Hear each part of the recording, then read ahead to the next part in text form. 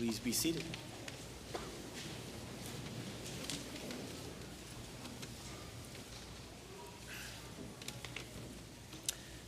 Well, last Sunday at 9:30, we had the Christmas pageant with the Sunday school folks. And it's always just such a great event. It's fun to see all the kids, not just the play itself, but even the prep leading up to it. And I enjoy that. Maybe it's because I don't have anything to do with the prep. I have to give props to Debbie and all the teachers. But I was walking down the hall, and I saw one of the little girls who was going to be an angel. And so I wanted to get her, I figured I'll smile at her, I'll get her excited. And I was like, oh my goodness, are you going to be an angel today? And she just kind of looked at me, and her mother whispered to me as she walked by, well, we'll see about that, in the way only a mother can. And now I understand what she was saying. And there was another angel, he was supposed to be an angel, and he decided he got here and he wanted to be a cow. And so they suited him up and sent him up as a cow, only he was in a different spot. And so he just couldn't help, looking in the manger and just peering up, kept looking up and going, what's all going down there? He just kept looking and wondering and waiting and watching. It's just so absolutely fitting when you see productions like that, when things don't work out exactly like we plan, right? Maybe never the way we picture it in our minds. In fact, the Christmas program would look a whole lot different if it were based on this reading from Matthew, wouldn't it? Leaves almost completely Mary out. No donkey, no shepherds watching over their flocks by night. You get none of that. All for Joseph's perspective about things. In fact, the birth story is really minimal in this part. Maybe it's enough to spend time this year thinking about things, absorbing things from Joseph's view. I can't help but think about that moment when when Mary comes to Joseph and says, there's something you should know. We need to talk. Oh, it's got to be a hard moment, right? But causes us to perk up and to pay attention for how is Joseph going to respond to all of that, right? Maybe Joseph can reflect and help us to understand how will we respond to the news that's going to show up in just 2 days away. Will we be as surprised when God comes in that way this year? In those hard moments. What are those hard moments where we find ourselves when things don't go the way we had planned or hoped? When we spend time, like we did yesterday, saying goodbye to our old friend Van. Or when you walk out of the doctor's office with a new diagnosis, after those divorce papers have been served, or when just loneliness starts to set in. Maybe it's those times we know we're supposed to be an angel, but we feel more like a cow. We find ourselves longing and expecting and looking and peering into that manger, longing for God to come and just make things better. Maybe we find ourselves there. And we would rather sleep and dream like Joseph with visions of sugar plums dancing in our heads, right? Do we dream like Joseph? Can we dream of those promises of God made real? What would it take to awaken us to that notion that Joseph got, that there's more going on here than sometimes we can see? Perhaps it's at those points we are perfectly poised to see how God is working. Look at how this whole story is set up.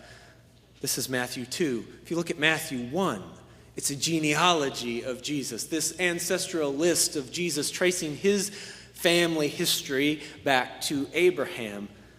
But if you can keep awake while reading that, you might try to pay attention to some of the names. You would be blown away by some of the names that are listed there. The genealogy on the surface, it looks good, it looks perfect, it looks clean. But when you start poking around, you see all of these scandalous edges, right? There are 5 women named in there. In a family list of fathers, that's out of place.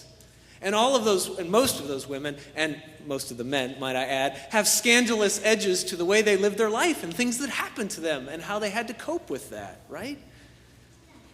And yet God works through that, through people such as those. It's no wonder this narrative that follows here in Matthew 2 is so radically different and surprises us. Yet also, if we're honest, there's something familiar to our lives about it. Because as I've said, I'm confident that a silent and holy night, as we've imagined it long ago, was never as Hallmark nice as it's pictured on the cards for us, as we've imagined it. But yet this is how God works. And the more that we imagine Mary and Joseph to be somebody like us, maybe the more we can begin to imagine ourselves to be somebody like Mary and Joseph. The more we can imagine how God uses us and can work in spite of our ups and downs, in spite of ourselves sometimes. And perhaps that's the best way to understand this Emmanuel, God is with us business. Because I want to know, what does that look like?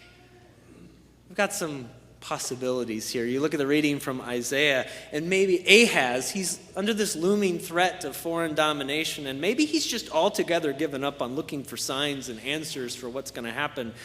But God gives a sign that comes not in power, but in purity. Not in vengeance, but in vulnerability.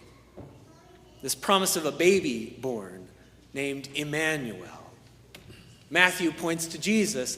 Some historians point to Hezekiah, but neither of them are named Emmanuel, So maybe the point of it all is that he's pointing to a promise of something that would change, things that would change with the birth of a new young one. Now, there's a handful of large changes that have happened in my life, and none of them compare to the birth of our son, Holden, right? I remember being in the hospital, and the nurse comes in and says, okay, it's time to go home. And I have to fight back that question, why? Is the hospital closing? You can't send me home we can't be alone with this baby, right? And we get home and we're like, what do we do now? I don't know. Maybe we eat. I don't know. Maybe he eats. I don't know. It changes everything. It changes the way you look at things. Maybe Isaiah is pointing to that kind of change. That Emmanuel, that God with us, embodied in the birth, life, death, and hope that comes with every infant that is born. It's something that's so similar to everything we experience, but yet will never be the same after Jesus. For God entered into the world to be born like us, to live like us, to have expectations broken and hopes dashed like us, to die like us, and to be raised so that we might live without the fear of death. For God is with us. I think Isaiah points to that future Emmanuel in the same way that Jesus points to a future Emmanuel. Both are future promises made in all of their fullness in God's promises again for us today. And the fact that neither Jesus isn't named Emmanuel, you know what that does? That opens it up. It gives possibility for Emmanuel to be something to be lived into, for Emmanuel to be something embraced, for Emmanuel to be felt when we live God with us in the present, with hope in the face of fear. And so what if Paul, in that reading from Romans, what if he reaches out to live God with us? Because that's what it means to be set apart for the gospel, to be an apostle for this gospel of God. What if that's what it is? What if we live God with us when we decide, and they decided here, that they're going to have room at the inn on Christmas Eve because of our friends whose life did not go as they expected, and they have been met with surprises, need warmth, food, and friendship, and a reminder that God is with them? What if we live God with us in the way that our brother Van did everything in service, from maintaining grounds to gathering stewards for worship, for greeting everybody that walked through that door on Sunday morning as a reminder that God is with us and with you. What if we live God with us in the way we journey together?